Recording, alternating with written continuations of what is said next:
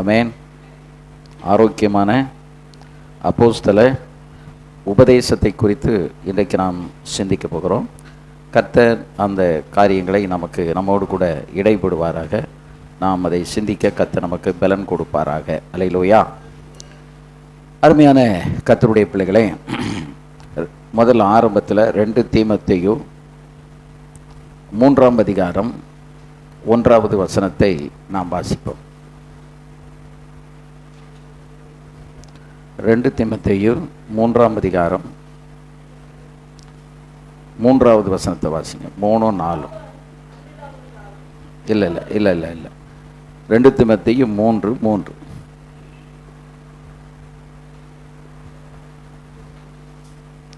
4ஆம் அதிகாரம் 3வது வசனம். சாரி.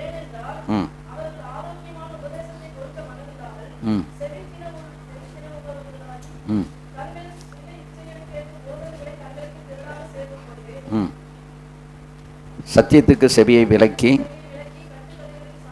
காலம் வரும். இப்போ அந்த காலம் இப்போ தான் வந்திருக்கு. இந்த கடைசி காலம் அப்படிங்கிறது என்ன காலம் அப்படின்னா, ஆரோக்கியமான உபதேசத்தை பொறுக்க மனதில்லாமல். இன்றைக்கு பெந்தெகோஸ்து சபைகளுடைய நிலைகள் இதையெல்லாம் நம்ம பார்க்கும்போது எனக்கெல்லாம் ரொம்ப ஆச்சரியமாக இருக்கிறது. ஏனென்றால் இதற்கு முன்னால் இருந்ததான நிலைமையில் சபைகளும் உபதேசங்களும் இருந்ததற்கும் இன்றைக்கு இருக்கிறதற்கு என்ன இருக்குது? பயங்கரமான வித்தியாசம். இந்த வித்தியாசத்துக்கு காரணம் என்ன அப்படின்னு கேட்டிங்கன்னா, அதுக்கு காரணம் உபதேச பிழைகள். ஆரோக்கியமான உபதேசத்தை பொறுக்க மனதில்லாமல். அல்லேலூயா. ஆரோக்கியமான உபதேசத்தை பொறுக்க மனதில்லாமல். ஆரோக்கியமான உபதேசத்தை பேசுறதுக்கும் மனமில்லை, கேட்குறதுக்கும் மனமில்லை. இந்த ரெண்டும் இல்லாததுனால இன்றைக்கி சபையினுடைய ஆரோக்கியம் கெட்டு போச்சுது. சபையின் ஆரோக்கியம் நன்றாக இருக்க வேண்டுமானால் சபைக்கு ஆரோக்கியமான உபதேசம் தேவை. ஆரோக்கியமான உபதேசம் என்பது அந்த சபையை நடத்துகிற ஊழியக்காரரையும் அந்த சபையில் ஆராதிக்கிற மக்களையும் ஆவிக்குரிய ஜீவியத்திலே ஆரோக்கியமாக நிலைநிறுத்துவதற்கு பேர் தான் எது? ஆரோக்கியமான உபதேசம்.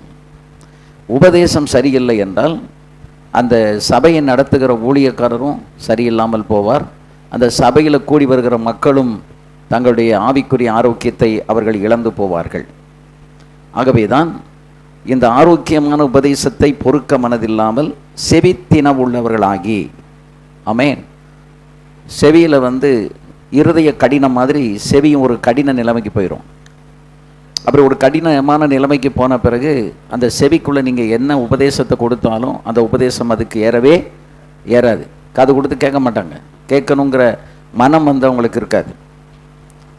அது கடைசியில் எங்கே போய் நிற்கும் அப்படின்னா, தங்களுடைய இச்சைகளுக்கு ஏற்ற போதகர்களை தங்களுக்கு திரளாக சேர்த்து கொண்டு தாங்கள் விரும்புகிறதற்கு ஏற்ற விதத்தில் இந்த போதகர்கள் போதிக்கணும் அப்படின்னு விரும்புவாங்க. சத்தியத்தை பேசுகிறத அவங்க விரும்ப மாட்டாங்க. ஆனால் அவங்களுக்கு சாதகமாக அவங்களுடைய செயல்பாடுகளை கண்டிக்காத அளவுக்கு அவர்களுக்கு உபதேசம் பண்ண வேண்டும் என்று ஒரு பெரிய கூட்டம் எழும்பும். அந்த கூட்டம் எழும்பி அவர்கள் இந்த போதகர்களை தங்கள் பக்கமாக திருப்பிக் கொள்வார்கள். தங்களுக்கு பாதிப்பில்லாத, தங்களை கரெக்ட் பண்ணக்கூடாத வேத வசனம் எதுக்காக நமக்கு கொடுக்கப்பட்டிருக்கிறது? அதாவது உபதேசத்துக்கும் கடிந்து கொள்ளுதலுக்கும் சீர்திருத்தலுக்கும் அப்புறம் இன்னொன்று எதுக்கு? நீதியை படிப்பிக்கிறதுக்கும், அதாவது பிரயோஜனம் உள்ளவைகளாக இருக்கிறது. வேத வசனம் நமக்கு எதுக்கு கொடுக்கப்படுது அப்படின்னா, நம்மளை தேறினவனாகவும் இருக்கும்படியாக உபதேசத்துக்கும் கடிந்து கொள்ளுதலுக்கும் சீர்திருத்தலுக்கும் நீதியை படிப்பிக்குதலுக்கும் பிரயோஜனம் உள்ளவைகளாக இருக்கிறது. ஆமென். 1 தீமோத்தேயு 3:16 அதை நம்ம தெளிவாக என்ன செய்கிறோம்? அதை வாசிக்கிறோம். அப்போ உபதேசம், ஆரோக்கியமான உபதேசம் எதற்காகனா இந்த 4 காரியத்தை செய்கிறதுக்கு தான். சரியான உபதேசத்தை சொல்லிக் கொடுக்கணும், தவறு செய்யும்போது அதை திருத்தணும், கடிந்து கொள்ளணும், அப்புறம் நம்ம வாழ்க்கையில் சீர்திருத்தம் நடக்கணும், பயிற்சி கொடுக்கணும்.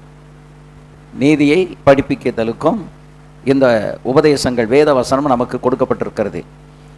இதை இந்த கோணத்தில் சிந்திக்காம தாங்கள் இந்த உலகத்தில் வந்து விரும்புகிற மாதிரி ஜீவிக்கணும், அதை வசனத்தை கொண்டு கண்டிக்கக்கூடாது அப்படிங்கிறது தான் மக்களுடைய இன்றைக்கு மனநிலை. ஸோ இப்படிப்பட்ட ஒரு மனநிலையில் இருக்கிற மக்களுக்கு நீங்கள் என்ன பிரசங்கம் பண்ணாலும் என்ன செய்யாது, பிடிக்காது, எடுபடாது. அவங்க அதை விரும்ப மாட்டாங்க. அப்போ அதை எடுபடாமல் போகிறதுனால, விரும்பாமல் போகிறதுனால அது என்ன ஆகும் அப்படின்னா, போதகர்களுமே என்ன செய்வாங்க, சரி ஜனங்களுக்குள்ளே வந்து இது பிடிக்க மாட்டேங்கு. ஆக அருமையான கர்த்தருடைய பிள்ளைகளே, ஜனங்களுக்கு ஏற்ற விதமாக போதகர்கள் போதிக்க வேண்டும் என்று சொல்லி போதகர்களை தங்களுக்கு ஏதுவாக அவர்கள் திருப்பிக் கொள்வார்கள். ஏனென்றால் அவர்களுக்கு இந்த வசனம் வந்து திருத்தக்கூடாது. வசனம் வந்து அவங்கள உணர்த்தி தவறுகளை சுட்டி காண்பித்து திருத்தக்கூடாது. நீங்கள் அதெல்லாம் பேச வேண்டாம், நீங்கள் பேச வேண்டியது என்ன பேசணும், ஆசீர்வாதத்தை மட்டும் பேசுங்க அப்படின்னு சொல்லி ஜனங்கள் இன்றைக்கு அந்த ஒரு மனநிலைக்கு வந்து விட்டார்கள்.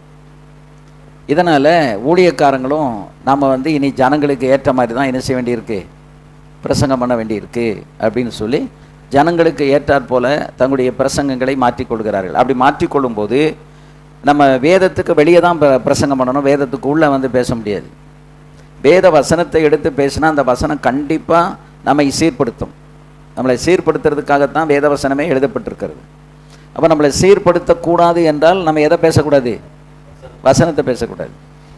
வசனத்தை பேசும்போது வசனம் வந்து நம்மை சீர்படுத்தத்தான் செய்யும், அதில் எந்த சந்தேகமும் இல்லை. ரெண்டாவது, அவங்க விரும்பினதுக்கு ஏதுவான போதகர்களை அவர்கள் நியமித்துக் கொள்வார்கள். ஏன்னா இப்போ போதகர்கள் வந்து அழைக்கப்பட்டு வந்தவங்க ரொம்ப குறைவு. நான் ஆரம்பத்திலேருந்தே சொல்லிக்கிட்டு இருக்கேன், 60% ஊழியக்காரர்கள் என்ன செய்யப்படலை, அழைப்பு பெறாமல் அழைக்கப்படாமல் அவர்கள் ஊழியத்தில் வந்திருக்கிறாங்க. இப்போ இவங்களுக்கு வந்து சத்தியமும் தெரியாது, சத்தியத்தில் நிற்கணுங்கிற உறுதிப்பாடும் இருக்காது. அதனால் அவர்கள் இதை பற்றி கவலைப்பட மாட்டார்கள். நமக்கு முன்னால் ஒரு கூட்டம் இருக்கணும், அவங்களுக்கு நம்ம உபதேசம் பண்ணணும், அது வேதத்தின்படி இருக்கா இல்லையாங்கிறத பற்றியெல்லாம் நம்ம என்ன செய்யக்கூடாது, பார்க்கக்கூடாது என்கிற ஒரு மனப்பான்மையில் ஒரு நிலையில் இன்றைக்கு இருக்கிறதான மக்கள் வந்து என்ன செய்கிறாங்க, இருக்கிறார்கள். அப்போ ஊழியக்காரர்கள் வந்து ஜனங்களுக்கு ஏற்றபடி என்ன செய்ய ஆரம்பிப்பாங்க, பேச ஆரம்பிப்பாங்க.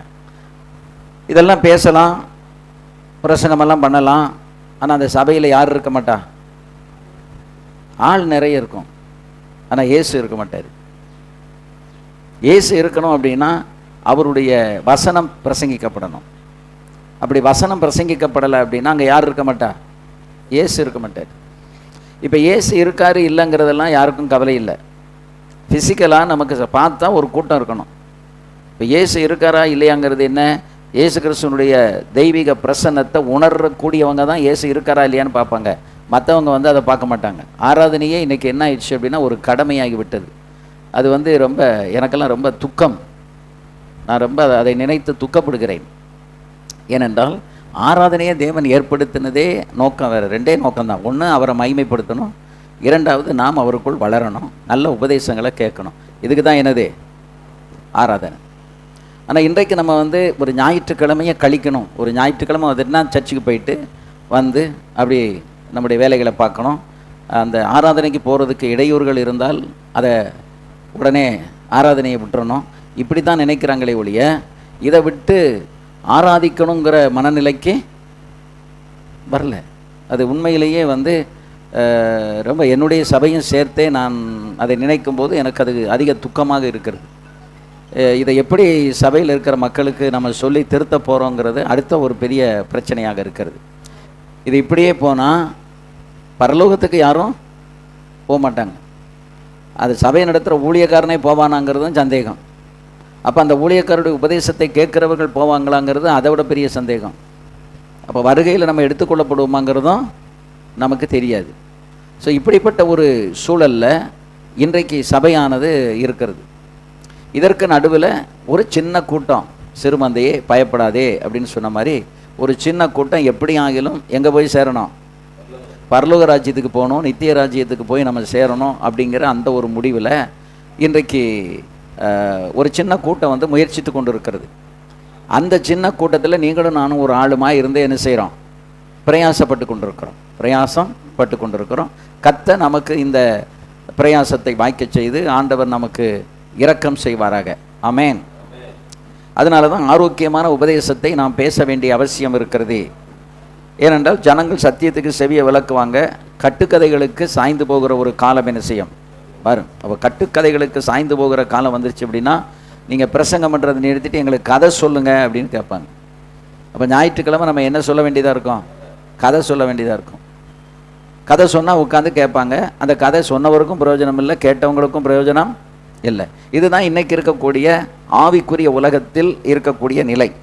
ஆனால் அப்படி இராமல் அப்போஸ்தல உபதேசம் இன்றைய சபைகளுக்கு ஏன் முக்கியம்? அதான் இன்றைக்கி நம்ம டாபிக். அப்போஸ்தல உபதேசம் இன்றைய சபைகளுக்கு ஏன் முக்கியம், அல்லது இன்றைய சபைகளுக்கு அப்போஸ்தல உபதேசம் ஏன் முக்கியம் அப்படிங்கிறத நீங்கள் எழுதி கொள்ளுங்க. எதற்காக நாம் இந்த அப்போஸ்தல உபதேசத்தை வலியுறுத்துகிறோம்? ஜனங்கள் கேட்க விரும்பலை என்றாலும் அதை நாம் பேசுகிறோம், அதை பற்றியே பிரசங்கிக்கிறோம். அதற்கு காரணம் என்ன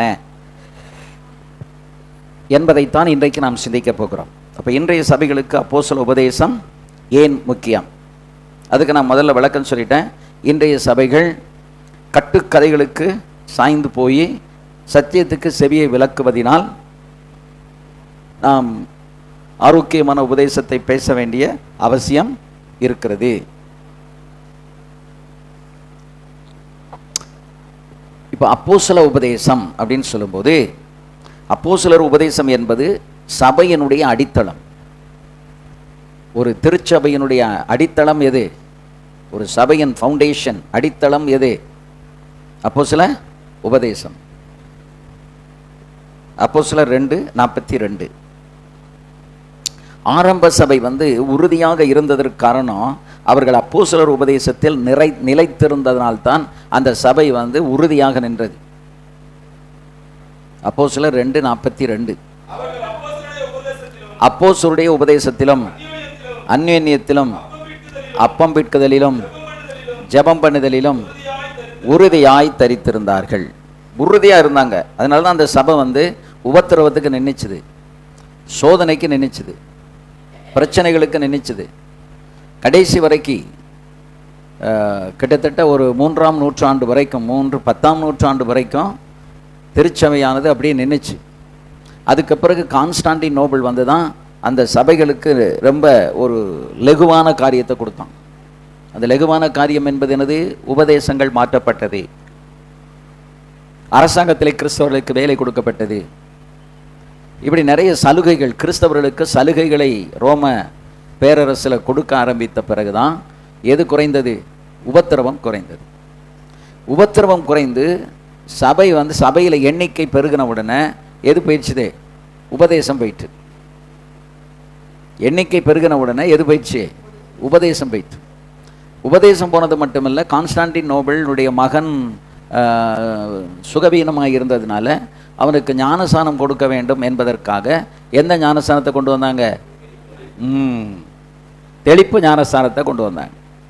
பிதாகுமாரன் பரிசுத்தாவி நாமத்தினாலே நாம் தண்ணீரில் மூழ்கி ஞானசானம் இதுவரைக்கும் கொடுத்து வந்த திருச்சபையானது இப்பொழுது அரசன் சபைக்கு தலைவன் ஆயிட்டான். இப்போ பாஸ்டர்லாம் தலைவர் கிடையாது. இப்போ சபையை இப்படி நடத்தணும், இப்படி ட்ரெஸ் போடணும், இப்படி இருக்கணும் அப்படின்னு சொல்லி அந்த இதெல்லாம் கொண்டு வந்தது யார்? அரசன், கான்ஸ்டாண்டின் நோபல். அந்த கான்ஸ்டாண்டின் நோபல் கிறிஸ்தவத்துக்கு சலுகைகளை கொடுத்து கிறிஸ்தவ உபதேசங்களை டைலூட் பண்ண, நீர்த்து போக பண்ணான். அந்த ஞானசானம் என்பதை அவன் தெளிப்பு ஞானசானமாக தன் சுயநலத்துக்காக எதை மாற்றிக்கொண்டான்? உபதேசத்தை மாற்றிக்கொண்டான். அப்போ அந்த தெளிப்பு ஞானசானம் கொடுத்ததுனால என்னாச்சுது? உபதேசம் அதுக்கப்புறம் என்ன சரிய ஆரம்பித்து விட்டது, மாற ஆரம்பித்து விட்டது. ஸோ இப்படிப்பட்ட நிலையில் இந்த சபையானது அதில் உறுதியாக நின்னதுக்கு காரணம், என்னன்னு கேட்டிங்கன்னா, அடிப்படையில் அவர்கள் அப்போஸ்தலருடைய உபதேசத்தை என்ன செய்தார்கள்? உறுதியாக பற்றி கொண்டிருந்தார்கள். அப்போ அப்போஸ்தலருடைய உபதேசத்தை உறுதியாக அந்த சபை பற்றி கொண்டிருந்ததினால அந்த சபையானது உபத்திரவத்தில், பிரச்சனைகளில், கஷ்டத்தில், பண நெருக்கத்தில், ஏழ்மையில், வறுமையில் யாரை விட்டு விலகி போகலை? கர்த்தரை விட்டு விலகி போகலை. கர்த்தருக்குள்ளே அவங்க உறுதியாக இருந்தார்கள். அவங்கள யாரும் அசைக்க முடியலை. ஏன்னா அவங்களோட கர்த்தர் இருந்தார். தேவன் அவர்களோடு இருக்கிறார் என்பதை அவர்கள் உணர்ந்த பொழுது அவங்களுக்கு வந்து வேற எதுவுமே ஒரு பொருட்டாக தெரியவில்லை, வேற எதுவும் முக்கியமாகவும் தெரியலை. ஏன்னா நம்ம கூட யார் இருக்கா? கர்த்தர் நம்ம கூட இருக்கிறாரு. அவருடைய பிரசன்னத்தை நம்ம எப்பவும் உணர்றோம். அப்போ பட்டினியாக கிடந்தாலும் பசியாக கிடந்தாலும் ஏழ்மையாக இருந்தாலும் கர்த்தர் நம்ம கூட இருக்கிறார் அப்படின்னு அந்த உணர்வு நமக்கு இருக்கும்போது எதுவுமே நமக்கு பெரிதாக தெரியாது. ஏனென்றால் தேவன் நம்ம கூட இருக்கிறார். இப்போ ஆண்டவர் நம்ம கூட இருக்கும் பொழுது நம்ம எதை பற்றியும் கவலைப்பட வேண்டிய அவசியம் இல்லை. அப்படிங்கிற அந்த நிலையில தான் அவர்கள் உறுதியாக நின்றார்கள். ஆதி காலத்தில் இருந்தவர்களும் இதிலிருந்து கிட்டத்தட்ட ஒரு 50-55 வருஷத்துக்கு முன்னாடி நான் ரட்சிக்கப்பட்ட காலத்தில் இருந்த அந்த ஊழியங்களில் பெருசாக ஒன்றும் ஊழியத்தில் வந்து வருமானங்களும் பெரிய பணமும் செல்வாக்கும் போடுறதுக்கு நிறைய துணிமணிகள் அப்படிலாம் ஒன்றும் கிடையாது, அதெல்லாம் எதுவுமே கிடையாது. ஆனால் யாருமே வந்து என்ன செய்யலை, கர்த்தரை விட்டு அவங்க விலகலை. ஏன் விலகலை அப்படின்னு சொன்னால் அவங்களுக்கு எது வந்து முக்கியமாக இருந்தது? ஆண்டவர் தான் முக்கியமாக இருந்தார். உபதேசம், சபையின் உபதேசம் முக்கியமாக இருந்தது. ஆண்டவருக்காகவும் சபையின் உபதேசத்துக்காகவும் சபையின் ஒழுங்குக்காகவும் எதை வேணாலும் நம்ம விட்டு விடுவதற்கு அன்றைக்கு ஆயத்தமாக இருந்தோம். இன்றைக்கு நான் அப்படி தான், உபதேசத்துக்காக யாருடைய நட்பையும் இழப்பதற்கு நான் கவலைப்படலை. யாரும் நம்ம கூட சேரலைனாலும் அதை பற்றி எனக்கு வருத்தம் இல்லை. அல்லது நமக்கு இன்னும் கொஞ்சம் கஷ்டத்தில் நம்ம போகிறோம் அப்படின்னாலும் அதை பற்றி நமக்கு பிரச்சனை இல்லை. எல்லாவற்றிலும் எனக்கு தேவை என் ஆண்டவர் என்னோடு கூட இருக்க வேண்டும். அல்லேலூயா. ஆண்டவர் என்ன செய்யணும்? என் கூட இருக்கணும். அப்போ தேவன் என்னோடு இருக்கணுங்கிற ஒன்று தான் அவர்களுடைய நிலை. அதுதான் தேவனுக்குள்ளே இருக்கணும் அப்படிங்கிறதுல அவங்க உறுதியாக இருந்தாங்க. அதை பார்த்து தான் நானுமே வளர்ந்தேன். அதை வளர்ந்ததுனால தான் அன்றைக்கு அவங்க அதில் சாதித்து வாழ்ந்து மடிந்தார்கள். ரட்சிக்கப்பட்ட காலத்திலிருந்து மரணிக்கிற வரைக்கும் என்ன செய்யலை, இந்த உபதேசத்தை விட்டு அவங்க வெளியே போகலை. ஆகா ஓஹோ என்று ஒரு பெரிய படாபடமான ஒரு வாழ்க்கை அவங்க வாழவும் இல்லை. ரொம்ப வந்து ஒரு ஏழ்மையான ஒரு வாழ்க்கை தான் என்ன செஞ்சாங்க, வாழ்ந்தாங்க. ஆனால் அந்த வாழ்க்கையில் அவங்க வந்து ரொம்ப சந்தோஷமாக இருந்தாங்க. அதனால் உபதேசத்தை கை கொள்றதில் அவங்களுக்கு என்ன இல்லை, பிரச்சனை இல்லை, கஷ்டமும் இல்லை. அதில் அவங்க ரொம்ப தீர்க்கமாக தெளிவாக இருந்து உபதேசத்தை கை கொண்டு அவர்கள் நடந்ததை நான் பார்த்து வளர்ந்ததுனால இன்றைக்கும் யாருக்காகவும் எந்த சூழ்நிலைமைக்காகவும் எதை நாம் கைவிட வேண்டாம், உபதேசத்தை கைவிட வேண்டாம். ஏன்னா உபதேசத்தை நம்ம லூஸ் பண்ண சபையினுடைய ஆரோக்கியம் வந்து கெட்டுப்போகும். சபையினுடைய ஆரோக்கியம் கெட்டு போகிறதோடு ஊழியக்காரருடைய ஆவிக்குரிய ஆரோக்கியமான வாழ்க்கையை என்ன செஞ்சிடும், சிதைந்து போகும். அதனால தான் அவர்கள் அன்றைக்கு அவ்வளவு உறுதியாக அதில் நிலைத்திருந்தார்கள். இன்றைக்கு நாம் அதில் உறுதியாக என்ன செய்ய வேண்டும், நிலைத்திருக்க வேண்டும்.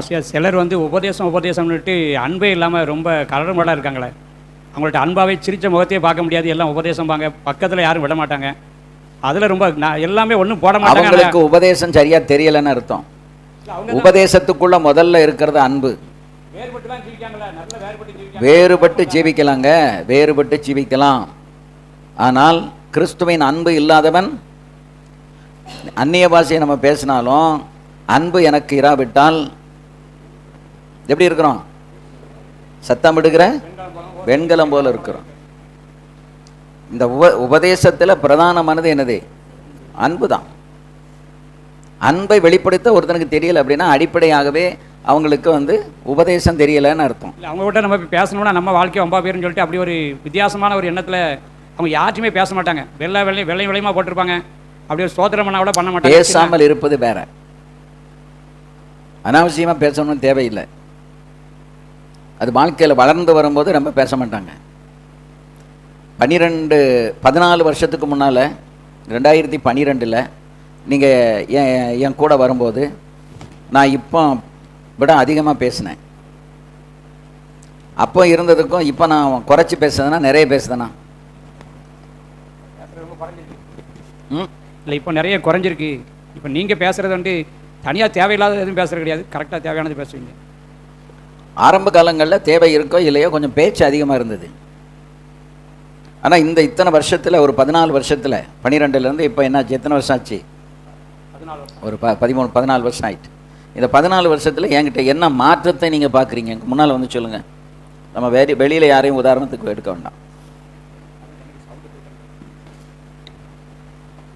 சொல்லக்கூடாது. அதாவது வந்து உங்கள்கிட்ட வந்து நான் படித்து கொண்ட முக்கியமான காரியம் என்னன்னு கேட்டிங்கன்னா வந்து யாரையும் குறை சொல்ல விட மாட்டீங்க. குறை சொன்னால் அவர் சொல்கிறதே எழுது. யாரையாவது பற்றி குறை சொன்னோம் அப்படின்னா வந்து அதை ஒரே அடித்து அந்த குறை சொல்கிறது, அதுக்கப்புறம் நான் வேறு எங்கேயுமே பேசாத அளவுக்கு அதை நிறுத்திடுவீங்க. அது உண்மையாக பொய்யா அதெல்லாம் நான் ரெண்டாவது அந்த மேட்டருக்கே போக மாட்டீங்க. அந்த மேட்ரு அன்றைக்கி பேசுகிறது அதோட ஸ்டாப் ஆயிரும். அது ஒன்று. ரெண்டாவது வந்து என்கிட்ட ரொம்ப பேசுகிறது கிடையாது. முதலே பேச மாட்டீங்க அவ்வளோவா, இப்போவும் அவ்வளோவா பேச மாட்டீங்க. இப்போ அமைதியாக எதுனாலும் அமைதியாகவே இது பண்ணுவீங்க. நானும் உங்களை பார்த்தனாலும் நானும் உங்களை மாதிரி அமைதியாகவே பேசாமலே அமைதியாக இருக்குன்னு நினச்சிட்டேன். கண்ணை மூடி கத்தரை பார்க்குறது ரொம்ப நல்லா இருக்கும் நானும் நினைக்கக்கூடிய அளவுக்கு உங்களுடைய அந்த செயல்முறை வந்து எனக்கு ரொம்ப பிரயோஜனமாக இருந்துச்சு. வேற இந்த 14 வருஷத்தில் இந்த 2 காரியத்தை தான் பார்த்து படிச்சீங்களா? இல்லை, நிறைய காரியம் பார்த்துருக்கேன். அதில் அதைத்தான் நான் சொல்றேன். அதாவது யாரையும் வந்து யாரும் குறைவு சொல்லக்கூடாது. 1, யாரையும் நியாயம் தீர்க்க மாட்டீங்க. யாரையும் நியாயம் தீர்க்கக்கூடாது. 2, 3வது அதிகமாக என்ன செய்யக்கூடாது, பேசக்கூடாது. 3, இப்போ காரில் வர்றோம், காரில் நீங்கள் உட்காருங்க, அங்கே என்ன ஒரு நீங்கள் உட்காருங்க. என்ன ஒரு பிரச்சனையானாலும் அதை வந்து அடுத்த நிமிஷம் அதை மறுபடியும் சொல்ல மாட்டீங்க. இப்போ வந்து ஒரு பிரச்சனை ஆகிட்டுனா உடனே அந்த ஸ்பாட்லேயே அதை முடித்து அப்புறம் விட்டுருவீங்க. நம்ம இப்போ வரும்போது இந்த காரில் வந்து சின்ன சைடு மிரர் உடஞ்சிட்டுனா அவ்வளோதான், உடனே அடுத்தாப்புல என்ன செய்யணும் அப்படின்னு பார்ப்போமே தவிர அதையே திரும்ப குத்தி காமிச்சு அடுத்தால பிரச்சனையை வந்து மனசை வந்து ரொம்ப நோகடிக்க மாட்டீங்க. ஒரு பிரச்சனை முடிஞ்சு ஒரு பிரச்சனை ஆகிட்டுனா அந்த பிரச்சனையை உடனே டீல் பண்ணி அதை சரியாக்க என்ன உண்டோ அதை சரி பண்ணிவிட்டு அப்புறம் அதை மறந்துடுவீங்க, அதை விட்டுருவீங்க, அதை மறுபடியும் நினைக்க மாட்டீங்க, சொல்லவும் மாட்டீங்க. அது ரொம்ப பிரயோஜனமாக இருக்குது. ஒரு காரியத்தை வந்து பேசிக்கிட்டு இருக்கும்போதே டக்குன்னு அதுக்கு என்ன தீர்வுண்டு அந்த தீர்வை செய்ய ஆரம்பிப்பீங்க. இப்போ என்கிட்ட ஒரு ஃபோனில் பேசிகிட்டு இருப்பீங்க, என்கிட்ட ஒரு ஃபோனில் பேசிகிட்டு இருக்கும்போதே டக்குன்னு நான் ஒரு காரியத்தை சொல்லியிருப்பேன், அப்படியே எஸ்தாஸ்ன்னு சொல்லிகிட்டே இருக்கும்போது அடுத்த ஆள் அங்கே இன்னொரு ஃபோனில் உங்களுக்கு அந்த குறிப்பிட்ட ஆளை கூப்பிட்டு அவரை ஸ்பீக்கரில் போட்டு எஸ்தாஸ் இப்படி சொன்னாங்க, அவருக்கு அந்த இதை செஞ்சு கொடுக்கலாம்ல அப்படின்னு சொல்லிட்டு அதுக்கு தீர்வு என்ன தீர்வோ அந்த தீர்வை அந்த ஸ்பாட்டில் உடனே செய்வீங்க. அதாவது காலதாமதமோ பின்னால் செய்வோம், பிறகு பார்த்துக்கலாம், அல்லது வீட்டுக்கு போயிட்டு உட்காந்து பேசுகிறேன், அந்த வேலையே இருக்காது. உடனே அந்தந்த நிமிஷத்துலேயே அதுக்கு என்ன தீர்வோ அந்த தீர்வை வந்து நல்லா செய்வீங்க. அது வந்து எனக்கும் வந்து நானும் வந்து அப்போ அப்படி செய்யணும் அப்படின்னு சொல்லி நினச்சி இப்போ செய்ய ஆரம்பிச்சிருக்கேன். கிட்டத்தட்ட அதை நினைப்பு வந்த உடனே அந்த காரியத்தை செஞ்சிடணும், அப்புறம் அடுத்தாப்புல மறந்து போயிடும். இல்லை, ரியலாகவே மறந்தோம். நான் வரும்போது என்னுடைய செக்ரட்டரிக்கு ஒரு ஃபோன் பண்ண சொன்னேன். ஆனால் அந்த ஃபோன் அங்கேருந்து வரல. இப்போ நான் எதுக்கு சொன்னோம்னு மறந்துட்டேன். திரும்ப அதை எனக்கு ஞாபகப்படுத்துறதுக்கு ரொம்ப நேரம் ஆயிடுச்சு. அதுக்கப்புறம் வந்து ஒரு கவர், அந்த கவரில் புதுசாக வந்த ஒரு ஃபேமிலியினுடைய அட்ரஸ் இருக்குது, ஃபோன் நம்பர் இருக்குது. அதை எடுத்து பாஸ்டம்மா கையில் நீ கொடுத்துரு, இன்றைக்கு மத்தியானத்துக்கு மேலே அவங்க விபிஎஸ் முடிச்சுட்டு விசிட்டிங் போவாங்க அப்படின்னு சொல்லி உடனே சொன்னேன். ஆனால் அதை சொல்கிறதுக்கு நான் நினச்சேன், ஆனால் ஃபோன் வரல, நான் மறந்துட்டேன். அது மறந்துட்டேன். அதுக்கப்புறம் அது என்னது தான், மறந்தது தான். அதனால தான் ஒரு காரியத்தை செய்யணும்னா அது உடனே என்ன செஞ்சிடணும், அங்கேயே செய்யணும். இப்போ வரும்போது ஒரு மாடு மேலே வண்டி மோதிட்டு, மாடு வந்து மோதலை, கல் தட்டலை, கல்லில் போய் நம்ம தான் தட்டணும். இப்போ மாடு அங்கே விரண்டு நினச்சி ராபர்ட் வந்து மாட்டில் போய் இடிச்சிட்டான். நம்ம என்ன சொல்லுவோம் வழக்கமாக, மாடுக்கு எப்படி வந்து மாடு வந்து எப்படி இடிக்கும், மாடு மிரண்டு அங்கே நிற்கி நம்ம தான் போய் மாட்டில் இடிச்சிட்டோம். இப்போ நான் உடனே சரி இடிச்சிட்டோம், மாற்றணும், என்ன செய்ய, உடனே அங்கே டொயோட்டா கம்பெனிக்கு மெக்கானிக்கு ஃபோன் பண்ணி அது எவ்வளோ இருக்குன்னு, அது எப்படி ஒரு 6000-7000 ரூபா இருக்கும் அந்த கண்ணாடி அப்படின்னாரு. அப்படியே அப்போ இன்சூரன்ஸில் கிளைம் பண்ண முடியுமா, பண்ணலாம், ரைட்டு. அப்போ அதே ஸ்பாட்டில் நிற்கலை, கொஞ்சம் அங்கே தள்ளி வந்து எந்த இடத்துல அந்த இது நடந்ததோ அதை அந்த பஜாரோடு சேர்ந்து ஒரு ஃபோட்டோ எடுத்து ஒரு வீடியோ எடுத்து உடனே அவருக்கு அனுப்பியாச்சு. ஃபோட்டோ அனுப்பியாச்சுன்னு நினைக்கிறேன். 2 பைட். அவங்க ஒர்க் பண்ணிகிட்டு இருப்பாங்க. இப்போது வியாழக்கிழமை போய், வியாழக்கிழமை லீவு, வெள்ளிக்கிழமை கொண்டு போய் என்ன செய்யணும், அதை போடணும். இப்போ இதை நீ இடிச்சிட்ட வச்சுட்ட அப்படின்னு இவனை சொன்னதுனால என்ன ஆக போகுது, கண்ணாடி வந்து அங்கே ஒட்டிடாது. சரி, குயிக் ஃபிக்ஸ் வாங்கி அதை ஒட்டி வச்சுட்டு போவோம், அங்கே போய் என்ன செய்யலாம், மாற்றிக்கிடலாம். அப்போ அந்த மேட்டரை கடந்து போகணும். இயேசு கிறிஸ்து ஒவ்வொரு காரியத்தையும் அவர் கடந்து போனார். அதிலே நின்றுக்கிட்டு உட்காந்துக்கிட்டு என்ன செய்யலை, பேசலை. அப்போ அதனால தான் நம்ம ஒரு மேட்டரை என்ன செஞ்சிடணும், கடந்து போயிடணும். இது வந்து இப்போ நான் வளர்ந்துக்கிட்டு இருக்கேங்கிறதுக்கு அடையாளம். நான் இப்போ வளர்ந்துக்கிட்டு இருக்கேன், நான் உங்களுக்கு போதிக்கும் போதே நான் என்ன செய்கிறேன், வளர்ந்துக்கிட்டு இருக்கிறேன். அதுக்கு தான் நீங்கள் இங்கே நிற்கணும், அங்கே உங்களை போய் உட்கார சொன்னது யார்? ஆக அன்பும் இருக்கணும், உபதேசமும் இருக்கணும். அப்போ தான் நீங்கள் இயேசுவை வெளிப்படுத்த முடியும். இல்லைன்னா நீங்கள் இயேசுவை வெளிப்படுத்த முடியாது. இயேசு கிறிஸ்து வந்து அன்பாகவும் இருந்தார், அதே நேரத்தில் உபதேசத்தில் ரொம்ப தெளிவாகவும் இருந்தார். அப்போஸ்தலனாகிய பவுல் அன்பாகவும் இருந்தார், உபதேசத்தில் கண்டிப்பாக இருந்தார். உபதேசத்தை விட்டு விலகினவங்களை நான் சாத்தானுக்கு ஒப்பு கொடுக்குறேன்னு சொன்னார். ஆனால் அவர் சொன்னார், அவன் மறுபடியும் மீட்கப்படுவதற்கு ஏதுவாக நீங்கள் என்ன செய்யுங்க, அவன் மேலே என்ன கூறுங்க, அன்பு கூறுங்கள் அப்படின்னு சொன்னார். அப்போ நமக்கு வேதத்தில் இதற்கு உள்ள உதாரணங்கள் இருக்குது. அந்த வேத உதாரணத்தின்படி நாம் ஆரோக்கியமான உபதேசங்களை கைக்கொண்டு, அப்போஸ்தலருடைய உபதேசங்களை கைக்கொண்டு நாம் நடந்தால் கிறிஸ்துவுக்கு அது மகிமையான ஒரு காரியமாக அது இருக்கும். ஆக இந்த அந்த 2:42 இன்னொரு முறை கூட வாசித்து விடுங்களேன். அவர்கள் அப்போஸ்தல உபதேசத்திலும் அந்யோன்யத்திலும் அப்பம் பிட்குதலிலும் ஜெபம் பண்ணுதலிலும் உறுதியாய் தரித்திருந்தார்கள். அப்படின்னா என்ன அர்த்தம்? அது இங்கிலீஷில் சொன்னால் they devoted themselves அப்படின்னு சொல்லியிருக்கு. இந்த அப்போஸ்தலருடைய உபதேசத்துக்கு தங்களை அவர்கள் அர்ப்பணித்து கொண்டு அதில் உறுதியாக தரித்திருந்தார்கள் அப்படிங்கிறத நம்ம அங்கே வாசிக்கிறோம். சரி, இப்போ அப்போஸ்தலருடைய உபதேசம் அப்படின்னு சொன்னால் என்னது அப்படி நமக்கு தெரியணும் இல்லையா? அப்போஸ்தலருடைய உபதேசம்னா என்ன? அப்போஸ்தலருடைய உபதேசம் என்பது பரிசுத்த ஆவியானவரால் ஏவப்பட்டு கிறிஸ்துவை மையமாக கொண்டு அவர் சிலுவையில் சம்பாதித்த ரட்சிப்பையும் பரிசுத்தத்தையும் தேவ ராஜ்யத்தையும் குறித்து தீர்க்கமாக சபைக்கு போதிப்பதற்காக அப்போஸ்தலர்களுக்கு ஒப்புவிக்கப்பட்ட போதனைகள் தான் அப்போஸ்தலருடைய உபதேசம் என்பது. நான் திரும்ப சொல்கிறேன், நீங்கள் எழுதிக்கிடுங்க. அப்போஸ்தலருடைய உபதேசம் என்பது பரிசுத்த ஆவியானவரால், ஆமென், பரிசுத்த ஆவியானவரால் ஏவப்பட்டு,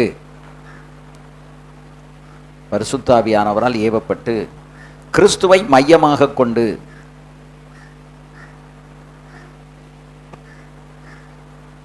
அவர் சிலுவையில் சம்பாதித்த ரட்சிப்பையும்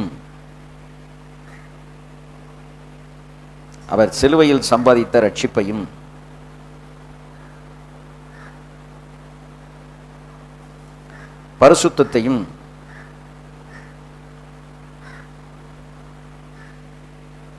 தேவராஜ்யத்தையும்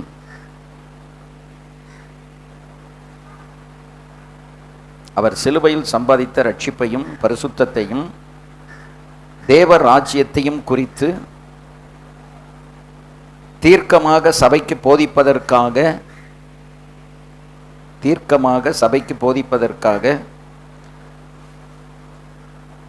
அப்போஸ்தலரிடத்தில் ஒப்புவிக்கப்பட்ட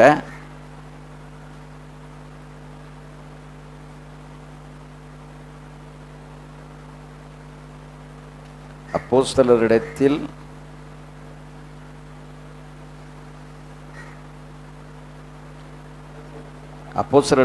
ஒப்புவிக்கப்பட்ட போதனைகளையே அப்போஸ்தலருடைய உபதேசம் என்று அழைக்கிறோம்.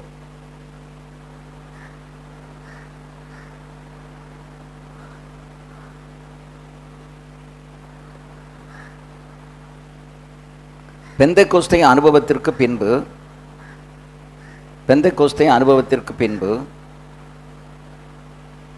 கிறிஸ்தவ சபை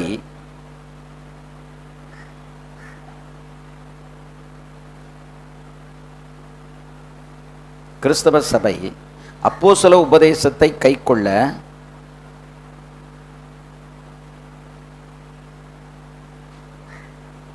அடிப்படை அர்ப்பணிப்புடன் தங்களை அர்ப்பணித்துக் கொண்டனர். பெந்தெக்கோஸ்தே அனுபவத்திற்கு பின் கிறிஸ்தவ சபை அப்போஸ்தல உபதேசத்தை கைக்கொள்ள அடிப்படை அர்ப்பணிப்புடன் தங்களை அர்ப்பணித்துக் கொண்டார்கள்.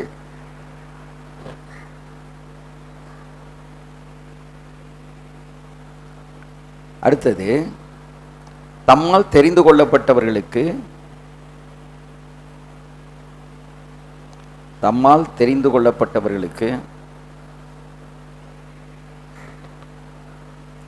இயேசு பகிர்ந்து கொண்ட சத்தியத்தை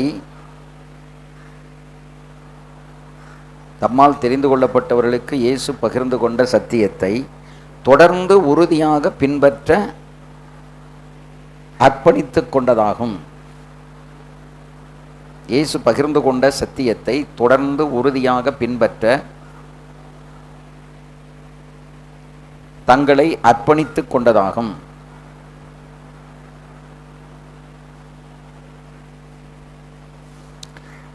இந்த அர்ப்பணிப்பு அல்லது இங்கிலீஷில் சொன்னால் டிவோட்டட் அப்படின்னு சொல்லுகிற வார்த்தைக்கு ஒரு 3 அர்த்தங்கள் இருக்கின்றன. டிவோட்டட் அல்லது அர்ப்பணிப்பு, அதாவது உபதேசத்தை எப்படி பின்பற்றணும் அப்படின்னா, அர்ப்பணிப்புடன் உபதேசத்தை பின்பற்ற வேண்டும். எழுதிடுங்க. அர்ப்பணிப்புடன் உபதேசத்தை பின்பற்ற வேண்டும்.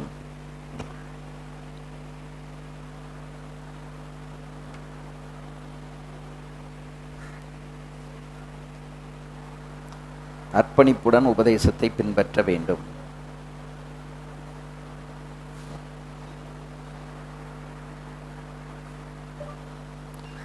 அர்ப்பணிப்புடன் உபதேசத்தை பின்பற்ற வேண்டும். எழுதிட்டீங்களா? இப்போ இந்த அர்ப்பணிப்பு அப்படிங்கிறதுக்கு ஒரு 3 அர்த்தங்கள். அர்ப்பணிப்பின் 3 அர்த்தங்கள் அப்படின்னு போட்டுக்கிடுங்க. அர்ப்பணிப்பின் 3 அர்த்தங்கள். 1, அர்ப்பணிப்பு அல்லது டிவோட்டட் என்பதற்கு ஒரு கிரேக்க வார்த்தை புரஸ்காரிட்டோயோ. புரஸ்காரிட்டோயோ. புரஸ்காரிட்டோயோ.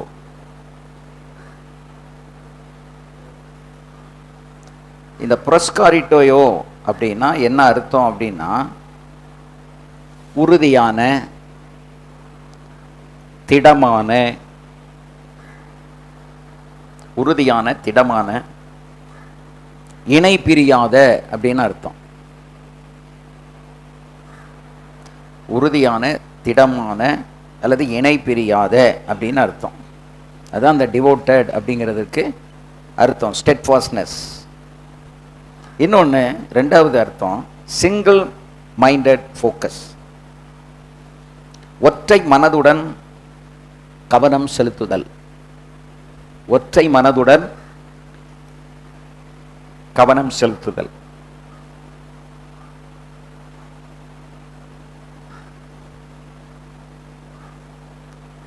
இந்த கிறிஸ்தவ ஜீவியம் ஆராதிக்கிறது, உபதேசத்தை கை கொள்றதெல்லாம் எப்படி இருக்கணும்னா சிங்கிள் மைண்டடாக இருக்கணும். அதுக்கு 2 விதமான எண்ணங்கள் அல்லது அதாவது ஒரு அலைமாய்கிற ஒரு சிந்தனை இதெல்லாம் இருக்கக்கூடாது. வேவரிங் மைண்ட் இருக்கக்கூடாது.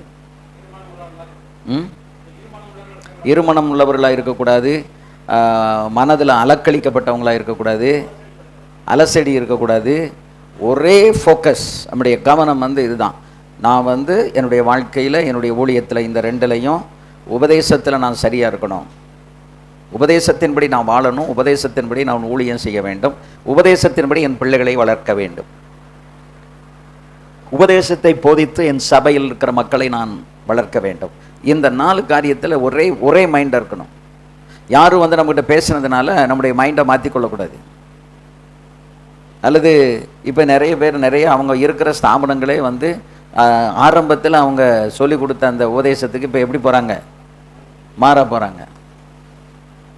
அப்போ அப்படி மாறி போகும்போது நம்ம ஸ்தாபனத்தில் இருக்கிற தலைவர் அல்லது ஸ்தாபனத்தில் இருக்கிறவங்கெல்லாம் இந்த உபதேசத்தை மாற்றிட்டாங்க, நம்மளும் மாற்றிக்கொள்ள முடியுமா? மாற்றிக்கொள்ளலாமா? தலைவரே மாறிட்டார், அது பரவாயில்ல, நீங்கள் எப்படி வேணாலும் இருந்துக்கிடுங்கன்னு சொல்லிட்டாரு. இப்போ நம்ம எப்படி இருக்க? தலைவர் சொன்னபடி இருக்கணுமா? பைபிள் சொன்னபடி இருக்கணுமா? கற்றுக்கொண்டதில் நிலைத்திருங்கள்னு நம்ம வசனம் இருக்குது, அது நமக்கு தெரியும். ஆனால் இப்போ புதுசாக ஒன்று கற்றுத்தராங்களே. தலைவர் வெளியே தள்ளிட்டா என்னச்சிய? தலைவர் நான் சொன்னதை கேள்வி வெளியே போகும்பாரு. தலைவர் வெளியே தள்ளின உடனே பரலோகத்துக்கு போக முடியாமல் போயிடுவோமா? அல்லது ஊழியம் செய்ய முடியாமல் போயிடுவோமா? குடும்பத்தை நடத்துக்கு கையில் அப்பப்போ ஹெல்ப்பிங் வந்தால் தானே செய்ய முடியும். வேறு எப்படி? நான் அது அப்போ தலைவரை நம்பி இருந்தால் நீங்கள் உங்களுக்கு ஒன்றும் செய்ய முடியாது. இயேசுநாதரை நம்பி இருந்தால் நீங்கள் இதுக்காக துணிந்து நிற்கும்போது கர்த்தர் உங்களுக்கு உதவி செய்வார். நம்ம சபையவே நம்பி இருக்க முடியாதே. நான் சொல்கிறது விசுவாசிகளையும் நம்ப முடியாது, சபையும் நம்ப முடியாது. நம்ம சபை இருக்குது, சபையில் வருமானம் வருதுன்னு நீங்கள் நினச்சிங்கன்னா சபையில் இருக்கிற வருமானத்தை கர்த்தர் காலவாரி விட்டு போயிடுவார். நீ சபையவா நம்பிக்கிட்டு இருக்க? நீ இந்த விசுவாசியை நம்பிக்கிட்டு இருக்க? அந்த விசுவாசியை கடைசி வரைக்கும் 1 பைசா கொடுக்க கூட ஆக்கிடுவார் ஆண்டவர். ஆனால் காரியங்கள் நடக்கும். எப்படி நடக்கும் சொல்லுங்க? எப்படி நடக்கும்? கர்த்தர் செய்வார். கொடுக்காதவங்களுக்கு அந்த பாக்கியம் இல்லை, அவ்வளோதான். மற்றபடி கர்த்தர் ஊழியத்துக்கு அதான் அழைக்கப்பட்டவனுக்கு எப்படினாலும் கர்த்தர் அதை கொடுத்து அவனை அருமையாக நடத்துவார். ஏதோ ஒரு வழி திறக்கும். உபதேசம் தப்பி போகிற தலைவருக்காண்டி ஜெபம் பண்ணிட்டு அவங்க கூட உட்காந்து எப்படியாவது அவங்க திருந்ததுக்காண்டி ஜெபம் பண்ணலாமா? நீங்கள் தலைவரை எப்படி திருத்துவீங்க? அதுக்கு உங்களுக்கு வயசு பத்துமா? அனுபவம் பத்துமா? நீங்கள் போய் சொன்னால் எடுத்துக்கிடுவாங்களா? நம்ம மறைமுகமாக உட்காந்து ஜெபம் பண்ணால் கத்துறவங்களை திருப்ப மாட்டாரா? அது திருப்பாரு. நான் கேட்குறது வந்து இப்போ நம்ம ஸ்தாபனத்தில் ஸ்தாபனத்தை வந்து ஒரு உபதேசத்தை புதுசாக கொண்டு வராங்க, இல்லது அதை கண்டுக்கிடாமல் விடுறாங்க. உங்கள் ஸ்டாண்ட் என்னங்கிறத நான் கேட்குறேன். ஏற்று பேசுன மாதிரி ஆகாதா? தலைவர்கிட்ட ஏற்று பேசுன மாதிரி ஆகாதா? வேத வசனத்தை நீங்கள் சொல்லலை அப்படின்னா அப்போ நீங்கள் அந்த அவங்க சொல்கிற அந்த உபதேசத்துக்கு அடிபணிக்கிறீங்கன்னு அர்த்தமாகாதா? கூட்டம் சேர்க்குறான்னு நினைப்பாங்க. கோராக ஆகிட்டான் இவன் அப்படின்னு சொன்னாங்கன்னா, எப்படி இவன் கோராகின் கூட்டத்தார் ஆகிட்டான் அப்படின்னு சொன்னாங்கன்னா, நீங்கள் 10 பேரோட சேர்ந்து போய் அங்கே கேட்கல, அவங்க சொல்கிறதுக்கு நான் உடன்பட மாட்டேன்னு நீங்கள் மட்டும் அதை உங்களுடைய எதிர்ப்பை பதிவு செஞ்சுட்டு நீங்கள் வாக்குவாதம் பண்ணலை, தர்க்கம் பண்ணலை, ஒன்றும் செய்யலை. ஆனால் நீங்கள் சொல்கிறபடி நான் என்ன செய்ய மாட்டேன். இப்போ ஜிஎஃப்ஐயில் வந்து பெந்தகோஸில் தான் அது ஆரம்பித்தது. அது பிரதரன் மிஷன். பெந்தகோஸ் நிறைய பேரை சேர்த்து எல்லாம் ஊழியம் செய்தாங்க. காலப்போக்கில் வரும்போது அவர் வந்து மெட்ரோபாலிட்டன் பிஷப்பாக அவர் மாறிட்டார். மாறி பெந்தகோஸ் உபதேசத்தையே அவர் மாற்றிட்டார். அதில் எனக்கு தெரிஞ்ச நிறைய பேர் என்ன செஞ்சிட்டாங்க, அதை விட்டு வெளியே வந்து அவங்க இன்றைக்கி ஊழியம் செஞ்சிட்ருக்காங்க. சிலர் அதிலே இருந்து போராடி சிலர் ஜெயிச்சிருக்காங்க.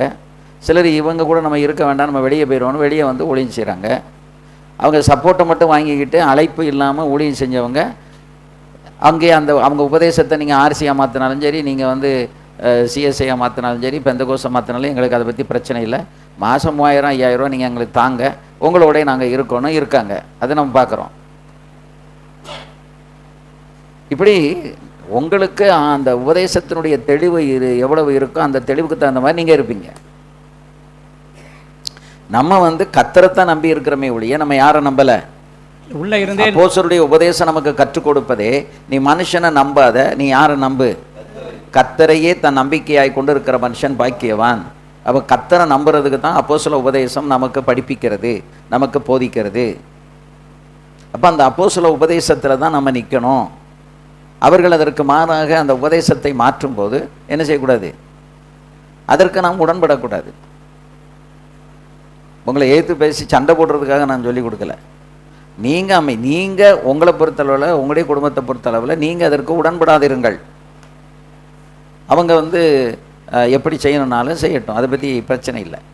ஆனால் நீங்கள் என்ன செய்யக்கூடாது, அதற்கு உடன்படக்கூடாது. இப்போ சிலர் அப்படி தான் இருக்கிறாங்க, ஜேஎஃப்ஐலாம் அப்படி தான் இருக்காங்க. இன்னும் பல ஸ்தாபனங்களில் வந்து நகை போட்டாங்க, செழிப்பு உபதேசத்தை கொஞ்சம் கொஞ்சம் அப்படி உள்ளே கொண்டு வர்றாங்க. ஆனால் தெளிவாக இருக்கிற ஊழியக்காரங்க அதில் தான் இருக்கிறாங்க. ஆனால் அவங்க அதை பின்பற்றலை. எதை பின்பற்றலை? அவங்க சொல்கிற காரியத்தை பின்பற்றலை. இவங்களுக்கு தெளிவு இருக்கு இல்லையா, இவங்க நிறைய பேரோட பழகி எடுத்து வேதத்தை வாசித்து தெளிவாக இருக்காங்கல்ல, அந்த தெளிவில் இவங்க க்ளீனாக இருக்காங்க. நம்ம கிட்ட போகக்கூடாது. உபதேசத்தை நாம் வந்து என்ன செய்யணும், கை கொள்ள வேண்டும். அப்போ அந்த உறுதியான திடமான இணை பிரியாத நிலையிலே அந்த அர்ப்பணிப்போடு என்ன செய்யணும், உபதேசத்தை நாம் வந்து கை கொள்ள வேண்டும். அதுக்கடுத்து ஒற்றை மனதுடன், இதில் டபுள் மைண்டடாக இருக்கக்கூடாது, நிலை தடுமாறி அப்படியா இப்படியான்னு இருக்கக்கூடாது. உபதேசமாக இதுதான் உபதேசம், இப்படி தான் அப்படிங்கிற அந்த வைராக்கியம் நமக்குள்ளே இருந்தால் தான் அந்த உபதேசத்தில் நம்ம நிற்போம். ஆரம்ப காலத்தில் இருந்த பரிசுத்தவான்கள் எல்லாம் அவங்களுக்கு ரொம்ப வந்து பெரிய படிப்பெல்லாம் ஒன்றும் கிடையாது. ஆனால் ஒரு விசுவாசத்தில் எப்படி இருந்தாங்கன்னா உறுதியாக இருந்தாங்க. இது இப்படி தானே, அது அப்படி தான். அவங்கள போய் நம்ம மனசை மாற்றி நீங்கள் கொஞ்சம் மாறிக்கிடுங்களேன் அப்படின்னு சொன்னால் அவங்க மாற மாட்டாங்க. நான் படித்தது இப்படி தான்டா, நான் அனுபவித்தது இப்படி தான், நான் போய்கிட்டு இருக்கிறது இந்த பாதை தான், இதை பாதையை விட்டு வலது பக்கம் இடது பக்கம் நான் பிரிய மாட்டேன், எனக்கு வேறு எதை பற்றி எனக்கு கவலை இல்லை. அவங்க அந்த தெரிந்து கொண்ட சத்தியத்தில் எப்படி இருக்காங்க, உறுதியாக இருக்காங்க. வயசானவங்க அந்த சத்தியத்தை இதுவரைக்கும் மாற்றினதை நான் பார்க்கல. வாலிபங்க தான் மாற்றிக்கிட்டு இருக்காங்க. அவங்க போர்டையும் மாற்றுவாங்க, உபதேசத்தையும் மாற்றுவாங்க, ஜீவியத்தையும் மாற்றுவாங்க. இன்றைக்கி ஒரு தோற்றத்தில் இருப்பாங்க, நாளைக்கு ஒரு தோற்றத்தில் இருப்பாங்க. ஆனால் அந்த வயசானவங்களை பார்த்திங்கன்னா எந்த தோற்றத்துக்கு அவங்க மாற மாட்டாங்க. அவங்க அந்த ஒரே மைண்டை, சிங்கிள் மைண்டட் ஃபோக்கஸாக அப்படியே பார்த்துட்டே இருப்பாங்க. அதில் அவங்க ரொம்ப கவனமாக இருப்பாங்க. அதான் ஒற்றை மனதுடன் கவனம் செலுத்தி உபதேசத்தை கைக்கொள்ள வேண்டும். அடுத்து ஆன் கால் ரிப்பெண்டன்ஸ், அதாவது தேவனுடைய வார்த்தைக்காக ஆதி திருச்சபை காத்து கொண்டிருந்தது. ஆதி திருச்சபையில் என்ன வரணும்? இது 3வது point. On call repentance, on call readiness, அதாவது தேவனுடைய வார்த்தைக்காக ஆதி திருச்சபை எப்பொழுதும் காத்து கொண்டிருந்தது. எந்த நேரத்தில் கர்த்தர் பேசினாலும் அவர்கள் அதை ஏற்றுக்கொள்வதற்கு ஆயத்தமாக இருந்தார்கள். On call readiness.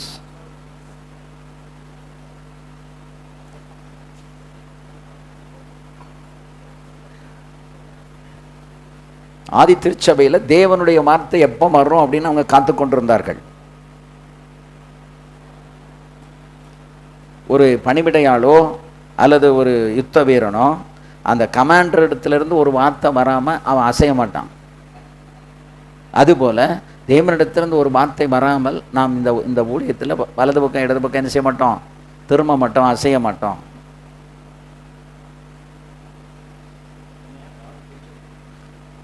ஒரு பணிவிடையாளன் தன் எஜமானுக்காக காத்திருப்பது போலவும், ஒரு யுத்த வீரன் தன்னுடைய கேப்டன் ஒரு வார்த்தை சொல்லுவதற்காக காத்து கொண்டிருப்பது போல திருச்சபை தேவனிடத்திலிருந்து வருகிற வார்த்தைக்கு காத்து கொண்டிருந்தது.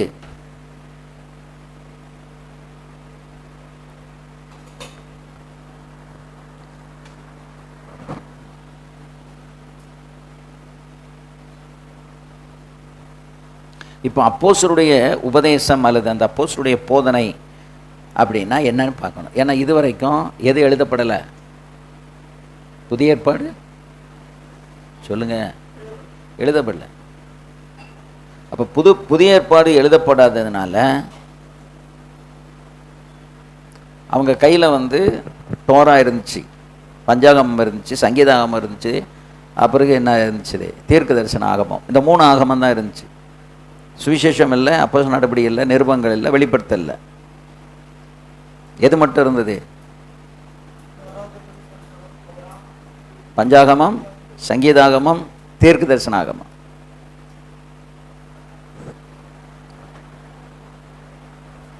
ஆகவே அந்த 3லும் இருந்து அவர்களுக்கு என்ன கற்றுக் கொடுக்கப்பட்டதோ அதை அவர்கள் உறுதியாக பற்றி கொண்டிருந்தார்கள்.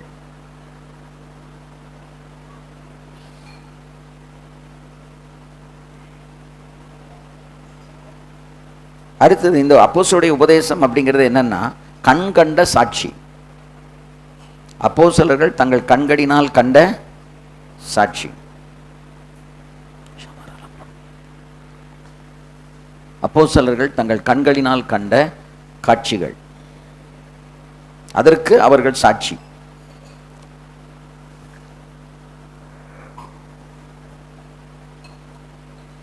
இப்ப அப்போஸ்தலர்கள் அனுபவித்த காரியம் என்ன? இயேசு செய்த அற்புதங்களை கண்டார்கள். நம்பர் 1, இயேசு செய்த அற்புதங்களை கண்டார்கள்.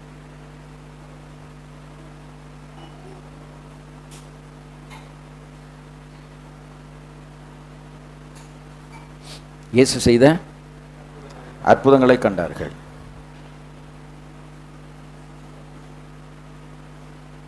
அவருடைய மரணத்தை கண்ணால பார்த்தாங்க. அவங்க ஐ விட்னஸ்.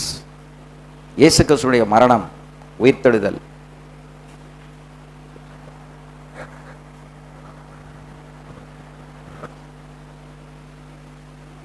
இயேசுவினுடைய சிலுவை மரணத்துக்கும் அடக்கம் பண்ணுதலுக்கும்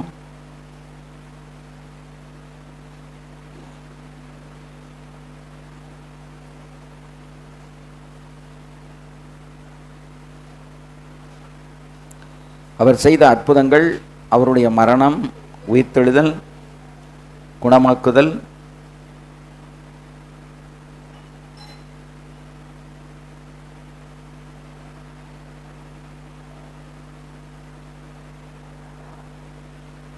இந்த காரியங்களை எல்லாம் கண்ணால் பார்த்தவங்க தான் ஐவிட்னஸ். அவருடைய போதனையை கேட்டாங்க, அவருடைய அற்புதங்களை கண்ணால் பார்த்தாங்க. அவரை கெத்சமனே தோட்டத்தில் அரெஸ்ட் பண்ணி கொண்டு போகும்போது பார்த்தாங்க. சிலுவையில் அறையப்பட்டது, நியாயம் தீர்க்கப்பட்டது, முள்முடி சூட்டப்பட்டது, சிலுவையில் 5 ஆணிகளை கொண்டு தொங்கவிடப்பட்டது. அதுக்கு அடுத்து அவர் 3ஆவது நாள் உயிரோடு எழும்பினதற்கு சாட்சிகள் யாருன்னா இந்த அப்போஸ்தலர்கள் தான் அதுக்கு சாட்சி, கண் கண்ட சாட்சி. இவங்க பார்த்ததுனால தான் இன்றைக்கி நம்ம இதை கேள்விப்படுறோம். 1989 பாஸ்டர் ராஜேந்திரன் ஐயாவும் நானும் இஸ்ரேலுக்கு போயிருக்கும்போது எல்லோரும் இப்படி உள்ளே போய் அந்த கல்லறை இப்படி அந்த கல்லறைக்குள்ளே இப்படி போய் இப்படி சுற்றி இப்படி வந்துடுவாங்க, வெளியே வந்துடணும். இப்போ அதில் பாஸ்டர் என்கிட்ட கேட்டாங்க, ஒரு 5 நிமிஷம் இதில் முழங்கால் போட்டு ஜெபம் பண்ணதுக்கு ஒரு பெர்மிஷன் கேளுங்க. அப்போ நான் அதுக்கு செக்யூரிட்டியாக இருந்தவர்கிட்ட கேட்டேன். சொன்னார் 5 நிமிஷம் ரொம்ப ஜாஸ்தி, அதுக்கு கூட்டம் வந்துடும், வந்து மூவ் ஆகிக்கிட்டே தான் இருக்கணும். ஏன்னா அது ஒரு சின்ன குகை தான். அந்த குகைக்குள்ளே இப்படி உள்ளே போய் என்ன செய்யணும், இப்படி வெளியே வரணும். ஒரே வாசல். அதனால் நீங்கள் குயிக்காக வந்துடுங்க. அப்போ டக்குன்னு 2 பேரும் அப்படி முழங்கால் போட்டோம். ஒரு ஒரு ஒரு நிமிஷம் இருக்கும். முழங்கால் போட்டு, ஆண்டவரே நீர் உயிர்த்தெழுந்து பரமேறி போயிட்டு அந்த கல்லறை இப்போ வெறுமையாக இருக்குது, அந்த கல்லறைக்குள்ளே வந்து நீ நின்று ஜெபிக்க ஆண்டவரே ஒரு கிருபையை தந்தீங்களே ஸ்தோத்திரம்னு ஒரு ஜெபத்தை பண்ணி டக்குன்னு எழுப்பி வெளியாகிட்டு. அப்போ அந்த கல்லறை திறந்திருக்கு. கல்லறை திறந்ததே சீஷர்கள் பார்த்தார்கள், அப்போஸ்தலர்கள் பார்த்தார்கள், அவர் கூட இருந்த பெண்கள் ஸ்திரீகள் பார்த்தார்கள். நானும் 89 போய் பார்த்துட்டு வந்து சொல்கிறேன். இப்போ நான் அந்த இடத்துல அந்த வெறுங்கல்லறைக்கு நான் கண்கண்ட சாட்சி. நீங்கள் இன்னும் ஒன்றும் பார்க்கல. இப்படி என் வார்த்தையை நீங்கள் என்ன செய்றீங்க, கேட்குறீங்க, நம்புறீங்க இல்லையா? அப்போ அதுபோல் அப்போஸ்தலர் உபதேசத்துக்கு கண்கண்ட சாட்சி. அவருடைய வாழ்க்கை, அவருடைய ஊழியம், அவருடைய போதனை, அவருடைய மரணம், அவருடைய உயிர்த்தெழுதல், இது எல்லாத்துக்கும் கண்கண்ட சாட்சியார் அப்போஸ்தலர்கள் தான். அதைத்தான் அவர்கள் மற்றவங்களோட பகிர்ந்து கொண்டார்கள். அவங்க என்ன சொன்னாங்க, அப்போஸ்தலர் உபதேசத்தில் என்ன சொன்னாங்கன்னா, இயேசு கிறிஸ்து பழைய ஏற்பாட்டில் உள்ள யூதர்களுடைய புத்தகத்தில் மோசேயின் ஆகமமும் சங்கீதாகமமும் தீர்க்கதரிசன ஆகமங்களிலும் உரைக்கப்பட்டதை, தீர்க்கதரிசனத்தின் நிறைவேறுதல்களை குறித்தே அவர்கள் போதித்தார்கள். இதைத்தான் அவங்க கண்ணால் பார்த்தாங்க. அதைத்தான் என்ன செய்தாங்க, அவங்க மற்றவங்களுக்கு என்ன செய்தாங்க, போதிச்சாங்க. ஆக அந்த மோசேயின் ஆகமம், சங்கீதாகமம், தீர்க்கதரிசன ஆகமம், இந்த 3 ஆகமம் தான் இயேசு கிறிஸ்து இருக்கும்போது இருந்தது. அந்த 3 ஆகமத்திலையும் இயேசு கிறிஸ்துவை பற்றி எங்கெல்லாம் சொல்லியிருக்கு. ஆதியாகமம் ஏதேன் தோட்டத்தில் துவங்கி இயேசு கிறிஸ்துவை பற்றி சொன்னது எது வரைக்கும் சொல்லியிருக்கு, வெளிப்படுத்தல் வரைக்கும் எல்லாம் சொல்லியிருக்கு. அது அவ்வளவும் உள்வாங்கி அதைத்தான் அவங்க வந்து மற்றவங்களுக்கு சொன்னாங்க. இந்த இயேசு கிறிஸ்து தன்னை குறித்து சொல்லும்போதும் அவர் அதைத்தான் சொன்னார். என்னை குறித்து சங்கீத ஆகமங்களிலும் மோசேயின் ஆகமங்களிலும் எழுதி இருக்கிறதை நீங்கள் பார்க்கவில்லையா? அப்போ இங்கே பழைய ஏற்பாட்டில் எழுதப்பட்டிருந்த அந்த தீர்க்க தரிசனத்தினுடைய நிறைவேறுதல் தான் மேசியா, அவர் தான் இயேசு என்பதை தெளிவாக ஜனங்களுக்கு எடுத்து காண்பித்தார்கள். அதுதான் அப்போஸ்தலருடைய கண்கண்ட சாட்சி, ஐ விட்னஸ். ஒரு நிமிஷம் எல்லாம் எழும்பி நில்லுங்க. கர்த்தர் நம்ம மேலே நல்ல ஒரு அபிஷேகத்தை கொடுக்க போகிறாரு. எல்லாரும் கர்த்தரை ஸ்தோத்திரம் பண்ணுங்க. ஷாபா ரதாரா கஷாமா உராபதானா நகாரா கலா மதாராதி அந்த காமா சத்வரா மியாரா கலா மாசியா அரமன கதரா பலாரா கல சுந்தர ரபுஷபர கலமா அரபல ரேகபதர துக்கமா சந்தர ரபௌலி கமசியானமா. ஆமென் ஆமென். ஆவியில் நிறைந்து எப்பவும் செவிங்க. அந்த ஆவியில் நிறைந்து செபிக்கும் போது தான் ஆவியின் உலகத்தில் உங்களுக்கு விரோதமாக, ஊழியங்களுக்கு விரோதமாக கிரியை செய்கிற அந்த பொல்லாத ஆவிகள் மடங்கடிக்கப்பட்டு போகும், செயலற்று போகும், இந்த செயல்கள் முறிக்கப்படும். ஆமென். 2 ஜெபம் ரொம்ப முக்கியம். ஒன்று வந்து வாயை திறந்து உதட்டில் சத்தம் வராமல் மௌனமாக ஜெபிக்கிற ஜெபம். நீங்கள் வாயை திறந்து பேசாமல் மௌனமாக ஜெபிக்கிற ஜெபம் நேரடியாக தங்கு தடையின்றி எங்கே போகும், ஆண்டவருடைய சிங்காசனத்துக்கு போயிடும். ஏன்னா இடையில நீங்கள் மனசில் தான் ஜெபிக்கிறீங்க. அந்த ஜெபம் வந்து வாயில் வரல, வார்த்தையாக வரல. வார்த்தையாக வந்தால் தான் யாருக்கு தெரியும், பிசாசுக்கு தெரியும். அப்போ பிசாசு வந்து அதை தடை பண்ணுவான். இப்போ நீங்கள் மனசில் என்ன நினைக்கிறீங்கன்னா அவனுக்கு தெரியாது. நீங்கள் ஒரு 3/4 மணி நேரம் 1 மணி நேரம் மனசுலையே நீங்கள் ஜெபிச்சுட்டு இருக்கீங்கன்னா அந்த ஜெபம் நேரடியாக கர்த்தருக்கும் உங்களுக்கும் நேரடி தொடர்பில் போயிடும். ஸோ அந்த மாதிரியும் ஜெபிக்கணும். நல்ல வாயை திறந்து அபிஷேகத்தில் நிரம்பி அந்நிய பாஷை பேசியும் என்ன செய்யணும், ஜெபிக்கணும். இந்த 2 அனுபவத்தையும் உங்களுக்குள்ள நீங்கள் அனுபவமாக்கி கொள்ளுங்க. ஆமென். வேத வசனத்தை சத்தமாக வாசிக்கும்போது பிசாசனுடைய சைனியங்கள் எல்லாம் அப்படி குலுங்க ஆரம்பிக்கும். வசனத்தை நீங்கள் வீட்டில் உட்காந்து சத்தமாக வாசிக்க குறிப்பாக 35ஆம் சங்கீதம், 68ஆம் சங்கீதம், இந்த சங்கீதங்கள் எல்லாம் வாசிக்கும்போது பிசாசனுடைய அந்த அஸ்திவாரமே நடுங்கிடும். ஆமென். ஆக இந்த தனி ஜெபம், அமைதலான ஜெபத்தையும் பண்ணி பழகுங்க. அதே நேரத்தில் எந்த ஜெபத்தையும் பண்ணுங்க, நல்ல சத்தமாக ஆவியில் நிரம்பி அந்நிய பாஷை பேசி கர்த்தரை துதித்து அந்த ஜெபத்தையும் நீங்கள் பண்ணணும். இந்த 2 ஜெபமும் நமக்கு இருக்கணும். ஆமென். அல்லேலூயா. சரி, இப்போ இயேசு கிறிஸ்துவனுடைய ஊழியம், அவருடைய மரணம், அவருடைய உயிர்த்தெழுதல், அவர் செய்த அற்புதங்கள், பரமேறி போனது, எல்லாத்துக்கும் கண்கண்ட சாட்சி யாரு? அப்போஸ்தலர்கள். அப்போ இந்த காரியத்தை தான் அவர்கள் வாழ்க்கைக்குரிய போதனைகளாக மற்றவர்களோடு பகிர்ந்து கொண்டார்கள். அதாவது தேவனோடும் மற்றவர்களோடும் சரியான உறவில் எப்படி வாழ்வது எழுதிக்கிடுங்க.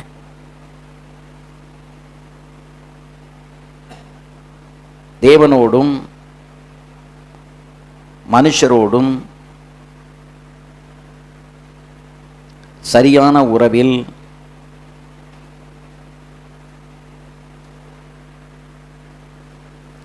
எப்படி வாழ்வது என்பதற்குரிய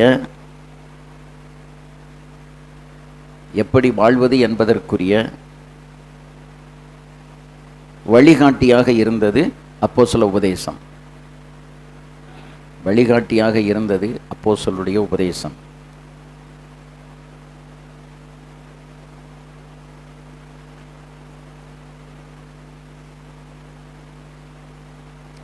இந்த போதனைகள் இயேசு கிறிஸ்துவின்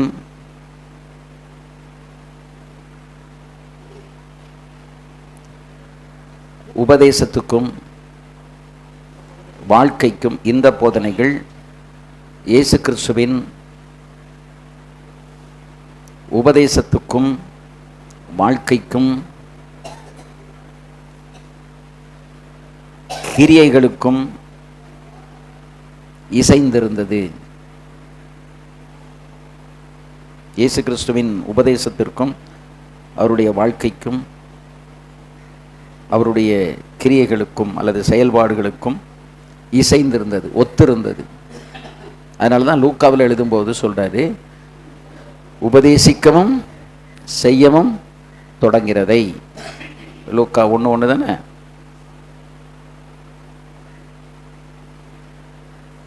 உபதேசிக்கவும் செய்யவும் தொடங்கினவைகளை.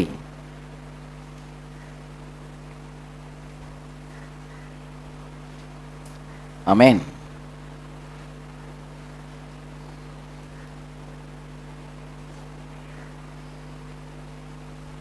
லூக்கா 1 அதிகாரத்தில்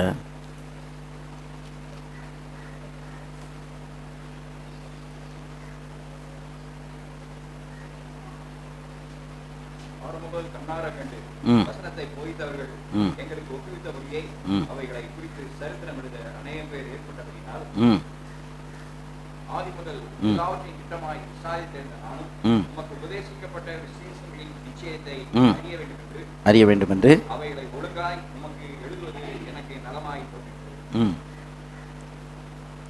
அதில் அவர் சொல்றார்ல, இயேசு கிறிஸ்து செய்யவும் உபதேசிக்கவும் தொடங்கினவைகளை குறித்து நான் என்ன செய்கிறேன், உமக்கு எழுதுகிறேன் அப்படின்னு சொல்றாரு. அப்போ இயேசு கிறிஸ்து போதித்தது, செய்தது எல்லாமே ஐவிட்னஸ் யாரு? சீஷர்கள், அப்போஸ்தலர்கள் தான். அதனால தான் அவர்கள் அவங்க அதை மற்றவங்களுக்கு போதித்ததுனால தான் அதுக்கு என்ன பேர் வந்துச்சு? அப்போஸ்தலருடைய உபதேசம் அப்படின்னு வந்துச்சு. அப்போஸ்தலருடைய உபதேசம்.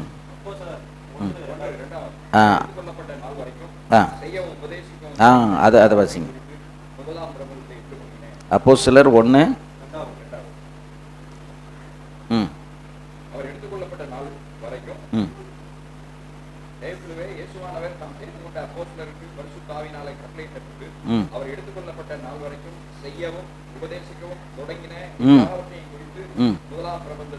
உண்டு பண்ணினேன்.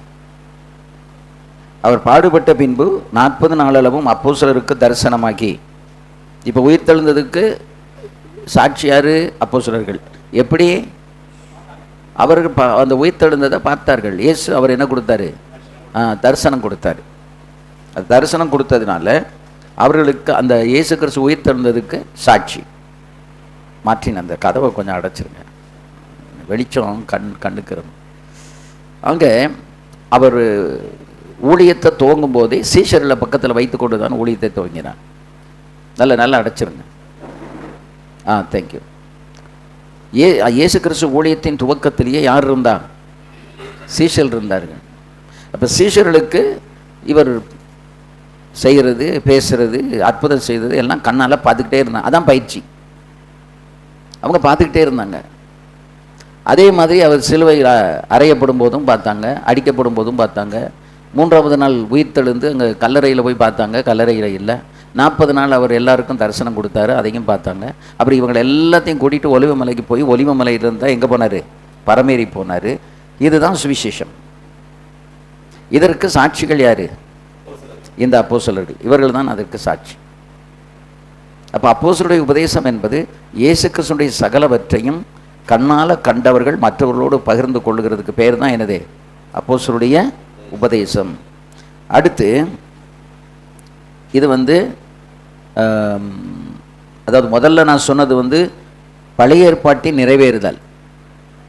மோசையின் ஆகமம், சங்கீதாகமம், தீர்க்க தரிசன ஆகமங்களில் என்னை குறித்து எழுதியிருக்கிறதே, அதில் சொல்லப்பட்டதனுடைய நிறைவேறுதல்கள் தான் எது? இயேசு கிறிஸ்துவினுடைய பிறப்பு, வளர்ப்பு, ஊழியம், புதிய ஏற்பாடு. 2வது வாழ்க்கைக்குரிய போதனைகள். அப்போஸ்தலருடைய உபதேசம் எதுக்கு நமக்கு தேவை? வாழ்க்கைக்குரிய போதனைகள். அதுதான் தேவனோடும் மனுஷரோடும் சரியான உறவில் எப்படி வாழ்வது என்பதற்குரிய வழிகாட்டியாக இருந்தது எது? இந்த அப்போஸ்தலருடைய உபதேசம். ஸோ அந்த உபதேசங்கள் இயேசு கிறிஸ்துவின் போதனைக்கும் வாழ்க்கைக்கும் செயல்பாடுகளுக்கும் அல்லது கிரியைகளுக்கும் எப்படி இருந்தது? இசைந்து இருந்தது. அதனால தான் அப்போஸ்தலர் 1:1-2. 3வது த ஃபவுண்டேஷன் ஆஃப் ஸ்கிரிப்சர். வேத வசனத்திற்கு அடிப்படையாக அமைந்திருப்பது எதுனா இந்த அப்போஸ்தலருடைய உபதேசம். வாயினால் போதிக்கப்பட்ட இவைகள் பதிவு செய்யப்பட்டன. அவைகள் நிருபங்களாக பிற்காலத்தில் நமக்கு கொடுக்கப்பட்டது. நிருபங்கள்னா என்னது? பவுலுடைய போதனைகள். வாயினால் போதிக்கப்பட்ட இவைகள். அதுக்கு பிறகு தானே லூக்கா எழுதுறாரு இயேசு கிறிஸ்து ஊழியம் செய்தது. மார்க்கு, மத்தேயு, யோவான், அப்புறம் யார்? லூக்கா. அதுக்கப்புறம் லூக்கா அப்போஸ்தலர் நடபடிகளை எழுதுறாரு. இதெல்லாமே இயேசு கிறிஸ்து ஓரலாக வாயில் சொன்னதெல்லாம் இவங்க இந்த சுவிசேஷர்கள் என்ன பண்ணாங்க? ரெக்கார்ட் பண்ணாங்க, எழுதினாங்க. அப்போ வாயினால் போதிக்கப்பட்ட இந்த உபதேசங்கள் பதிவு செய்யப்பட்டது. நிருபங்களாக பிற்காலத்தில் நமக்கு என்ன செய்யப்பட்டது? கொடுக்கப்பட்டது. நிருபங்களாக நமக்கு பிற்காலத்தில் கொடுக்கப்பட்டது.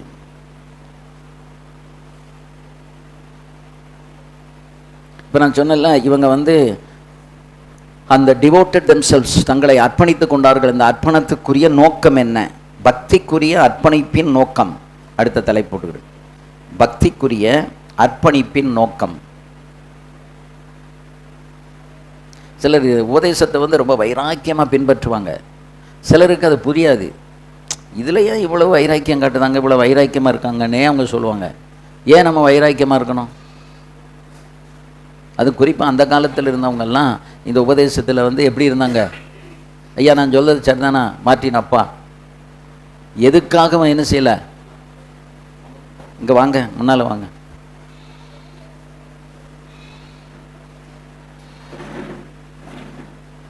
இப்படி இல்லைங்க. நீங்கள் எப்போ ரட்சிக்கப்பட்டீங்க? யார் மூலம் ரட்சிக்கப்பட்டீங்க? இந்த உபதேசங்கள் உங்களுக்கு யார் போதிச்சது? கொஞ்சம் சொல்லுங்கள்.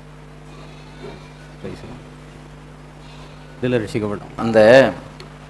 இந்த உபதேசத்தை கை கொள்றதுல இன்னைக்கு தடுமாற வைக்கிறது யாருன்னா பிசாசு. ஏன் தடுமாற வைக்கிறான் அப்படின்னு சொன்னால், நாம் இதில் உறுதியாய் நின்றுவிடக்கூடாது என்பதற்காக. இதில் உறுதியாய் நின்றுவிடக்கூடாது என்பதற்காகத்தான் பிசாசு என்ன செய்கிறான்? இந்த கண்ணாடி எடுப்பான். அதில் இன்றைக்கு ஜெயித்தவர்கள் பாக்கியவான்கள். ஜெயித்தவர்கள் யார்? பாக்கியவான்கள். அப்போ அந்த உபதேசத்தில் நான் சொன்னேன்ல, அடிப்படை சபைக்கு அடிப்படை என்னது?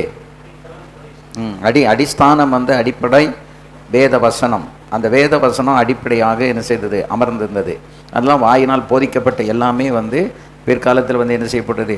இயேசு போதித்ததெல்லாம் சுவிசேஷமாகவும், பவுல் போதித்தவைகள் எல்லாம் நிருபங்களாகவும், தேவன் நேரடியாக வெளிப்படுத்தின காரியங்கள் எல்லாம் வெளிப்படுத்தின விசேஷமாகவும் என்ன செய்யப்பட்டது, எழுதப்பட்டது. இன்றைக்கு நமக்கு ஆதாரம் அடிப்படை எது அப்படின்னா நம்ம கையில் இருக்கிற இந்த வசனம் தான். இதுதான் என்னது நமக்கு. ஆமாம். ஆக அதுக்கு அடுத்து ஒன்றே ஒன்று மட்டும் எழுதிட்டு நம்ம இதை முடிக்கலாம். பக்திக்குரிய அர்ப்பணிப்பின் நோக்கம். இப்போ அந்த ஐயா வந்து எதுக்கு நான் சாட்சி சொல்ல சொன்னேன்னா, இந்த பிரசங்கத்துக்கு ஒரு அடித்தளமாக இவர்கள் எப்படி முன்னால் அந்த வைராக்கியமாக இருந்தாங்க அப்படிங்கிறதுக்கு அவர் இன்னைக்கு ஒரு சாட்சியாக நமக்கு சொல்லியிருக்கிறார். இதுபோல் இந்த வசனத்தை கை கொள்றதுல அடிப்படையான இந்த காரியத்தில் அர்ப்பணிப்போடு இருந்ததுனால் உள்ள நன்மைகளை நிறைய சொன்னாங்க. இது எல்லாமே எதனால் அப்படின்னா சத்தியம். அன்றைக்கு வந்து இதை விட வந்து எதிர்ப்புகள் வந்து நிறைய வந்திருக்கும். நகையை கலட்டுறதெல்லாம் வந்து லேசான விஷயம் கிடையாது. அந்த காலத்தில் அந்த நகையை கலட்டுறதுக்கெல்லாம் அவ்வளோ எதிர்ப்புகள் சொந்த பந்தங்கள்கிட்டருந்து வந்திருக்கும், தூரத்து உறவினர்கள்ட்டிருந்து வந்திருக்கும். ஆனால் எதுக்குமே செவி சாய்க்காமல் அந்த சத்தியத்தில் உறுதியாக என்ன செய்தாங்க, அதில் நின்றதுனால அவங்கள கொண்டு இந்த இடத்துல இத்தனை அற்புதங்களை கத்த செய்தார். அதனால தான் நம்ம ஆளாளுக்கு ஒன்று சொல்கிறத கேட்டுட்டு அவங்க அப்படி சொன்னால் உடனே அப்படி மாற்றிக்கிடுறது, இவங்க இப்படி சொன்னால் இவங்க மாற்றிக்கிடுறது. இன்றைக்கி அப்படி அலசடியில் இருக்கிறதுனால தான் பெந்தகோஸ்து ஊழியங்கள் வளராமலும் அற்புதங்கள் இல்லாமலும் அதிசயங்கள் இல்லாமலும் போகுது. வைராக்கியமாக கத்தருக்காக நின்றா கத்தர் வந்து நம்மை கொண்டு பெரிய காரியங்களை என்ன செய்வார், ஆண்டவர் செய்வார். ஸோ இந்த அர்ப்பணிப்பினுடைய நோக்கம் என்ன அப்படிங்கிறத நான் உங்களுக்கு ஒரு 3 காரியத்தை சொல்லிவிட்டு நாம் இந்த கூட்டத்தை என்ன செய்யலாம், நிறைவு செய்யலாம். ஒன்று, அதாவது அர்ப்பணிப்பு அப்படிங்கிறது வந்து அதுதான் இந்த அர்ப்பணிப்பு ஆதி திருச்சபைக்கு முக்கியமான ஒரு ஊன்றுகோலாக இருந்தது. அர்ப்பணிப்பு ஆதி திருச்சபைக்கு ஊன்றுகோலாக இருந்தது. This commitment served as the glue for the early church and had several key effects. இந்த அர்ப்பணிப்பு ஆதி திருச்சபைக்கு முக்கியமான ஊன்றுகோலாக இருந்தது. அது பல ஆசீர்வாதமான பின் விளைவுகளை தந்தது. பல ஆசீர்வாதமான பின் விளைவுகளை தந்தது. அதில் ஒன்று வந்து யூனிட்டி அல்லது ஒற்றுமை.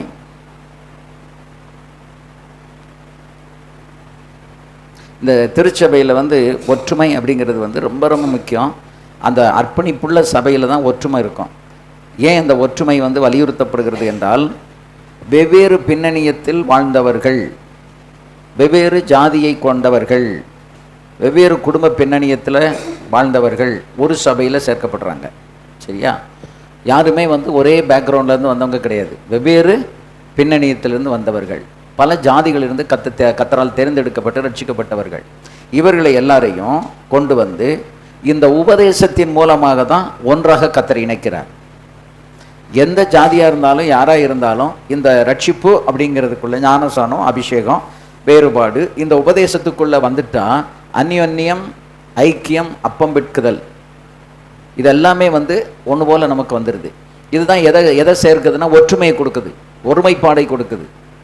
அப்போ இந்த உபதேசம் இல்லை அப்படின்னா என்ன வராது, இந்த ஒருமைப்பாடு வராது. இன்றைக்கி பெந்தகோஸ்திலேயே வந்து ஒவ்வொரு ஜாதிக்கு ஒரு சபை, அந்த நம்ம ஜாதிக்காரங்க தான் வந்து ஊழியக்காரராக இருக்கணும். இப்படியெல்லாம் நிறைய ஏகப்பட்ட பிரிவினைகளை பிசாசு உள்ளே கொண்டு வந்து அது யாரை பயன்படுத்திக்கிட்டு இருக்கான், ஊழியக்காரங்களையே பயன்படுத்திக்கிட்டு இருக்காங்க. அப்போ இது எல்லாத்தையும் அடித்து உடைச்சி நொறுக்கி நம்மளை ஒற்றுமையாக ஒரே ரத்தத்தினால தோன்ற பண்ணினது போல் ஒரே ரத்தத்தினால கத்த நம்மை கழுவ பண்ணிட்டார். எப்படி இந்த உலகத்தில் பிறக்கும்போது நமக்கு எல்லாருக்கும் மனுஷர்கள் எல்லாத்துக்கும் ஒரே ரத்தம் இருக்கோ, அதுபோல் ரட்சிக்கப்பட்ட பிறகு இந்த ரட்சிப்பில் இந்த இயேசுவின் ஒரே ரத்தத்தினால கழுவப்பட்ட எல்லாரும் ஒன்று. அதில் நமக்கு எந்த வித்தியாசமும் கிடையாது. அது வெள்ளைக்காரங்களாக இருந்தாலும் சரி, இந்தியனாக இருந்தாலும் சரி, ஐரோப்பியர்களாக இருந்தாலும் சரி, அமெரிக்கர்களாக இருந்தாலும் ஆப்பிரிக்கர்களாக இருந்தாலும் நிறம்தான் வேறு, தோற்றம் தான் வேறு ஒழிய நம்ம ரட்சிக்கப்பட்ட அந்த ரத்தம் வந்து ஒன்று தான். துபாய்க்கு நாங்கள் ஒரு கான்ஃபரன்ஸுக்கு போயிருக்கும்போது 52 தேசத்திலிருந்து வந்திருந்தாங்க. மேடையில் 52 தேசத்தில் உள்ளவர்களும் மேடையில் போய் நிற்கும்போது அது ஒரு கண்கொள்ளா காட்சியாக இருந்தது. 52 தேசத்தில் இருந்து வந்தவங்களும் ஒரே ரத்தத்தினால கழுவப்பட்டவங்க. எல்லாரும் என்ன செஞ்சுருக்காங்க, இயேசுவின் ரத்தத்தினால மீட்கப்பட்டிருக்காங்க. அப்போ மீட்கப்பட்டவங்களுக்குள்ள என்ன கிடையாது, வேறுபாடு கிடையாது, வித்தியாசம் கிடையாது, ஒற்றுமை அங்கே கத்தர் கொடுக்குறாரு. எதனால், இந்த உபதேசத்தினால. இரண்டாவது வளர்ச்சி, growth. அதாவது அப்போஸ்தலருடைய உபதேசத்தை கவனத்தில் வைத்து, எழுதிடுங்க, அப்போஸ்தலருடைய உபதேசத்தை கவனத்தில் வைத்து, அப்போஸ்தலருடைய ஐக்கியத்தில் பலப்பட்டு, அப்போஸ்தலருடைய உபதேசத்தை கவனித்து, இல்லை, அப்போஸ்தலருடைய உபதேசத்தை கவனத்தில் வைத்து, அப்போஸ்தலருடைய உபதேசத்தை கவனத்தில் வைத்து, அப்போஸ்தலருடைய ஐக்கியத்தில் பலப்பட்டு,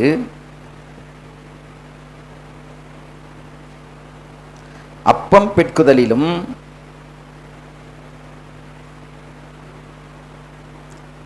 ஜெபத்திலும்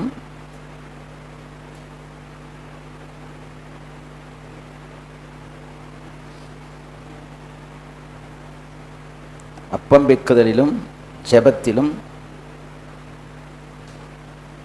உறுதியாய் தரித்திருந்ததினால்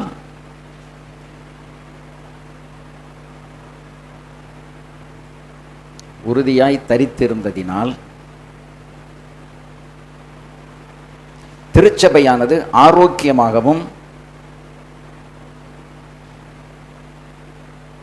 வளர்கிறதாகவும் இருந்தது. திருச்சபையானது ஆரோக்கியமாகவும் வளர்கிறதாகவும் இருந்தது.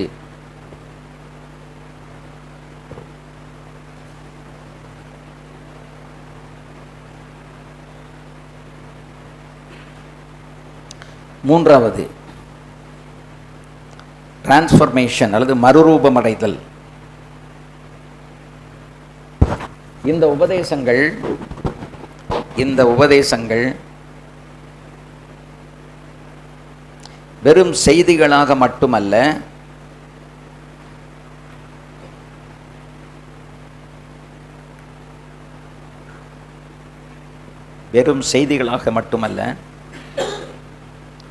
வாழ்க்கையில் கடைபிடித்து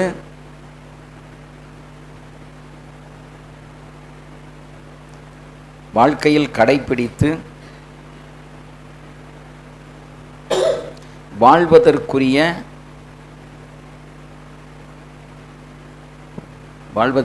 வாழ்க்கை மாற்றத்துக்குள் கொண்டு வந்தது. வாழ்க்கை மாற்றத்திற்குள் கொண்டு வந்தது.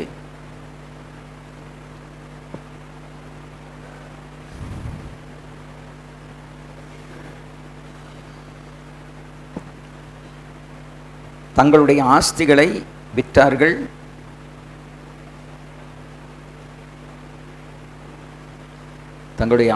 விற்றார்கள். அருகாமையில் உள்ளவர்களை கவனித்தார்கள்.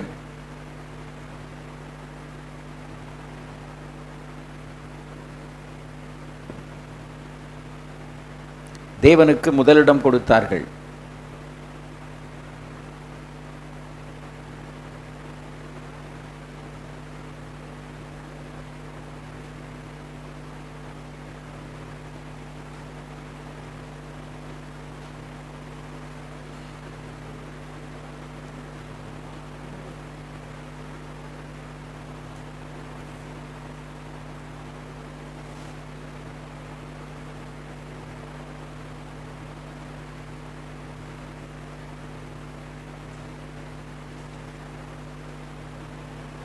தேவனுக்கு முதலிடம் கொடுத்தார்கள்.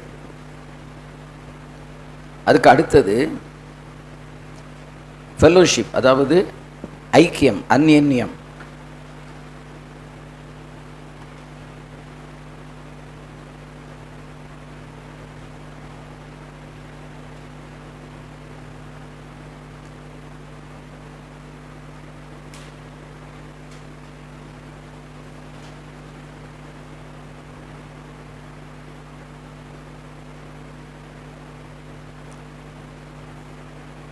ப்ரோஸ் காரிட்டியோ, அந்த ஃபெலோஷிப் அப்படிங்கிறதுக்கு, அந்த டிவோட்டட் அப்படிங்கிறதுக்கு வார்த்தை என்னன்னா ப்ரோஸ் காரிட்டியோ. அப்படின்னா என்ன அர்த்தம் அப்படின்னா,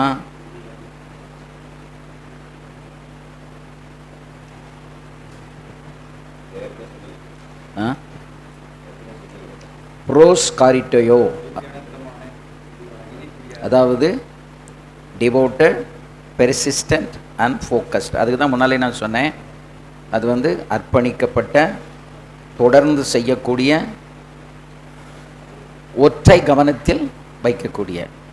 அப்போஸ்தலர் போதனை என்பது பரிசுத்த ஆவியால் ஊக்குவிக்கப்பட்ட, கிறிஸ்துவை மையமாக கொண்ட ரட்சிப்பு, பரிசுத்தம் மற்றும் தேவ ராஜ்யத்தை பற்றிய போதனை ஆகும். அது ஏற்கனவே நம்ம முன்னால் உங்களுக்கு சொன்னேன் இல்லையா?